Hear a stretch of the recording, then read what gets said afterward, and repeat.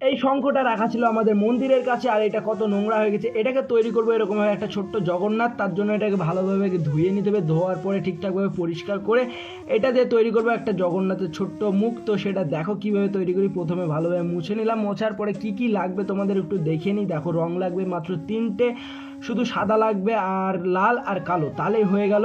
তো রংটা করছি, দেখে নাও। তো আমার হাত সুরসুর করছিল, তার জন্যই রং করছি, তাছাড়া নাহলে আমি মাটি দিয়ে আগে ঠাকুরটাকে বানিয়ে নিতাম। তো এখানে রংটা করি, রংটা করার পরে আমি আবার কালকে একটা ভিডিওতে একটা ছোট্ট জগন্নাথ ঠাকুর বানাবো, আর তোমাদের সাথে সেটাও শেয়ার করব।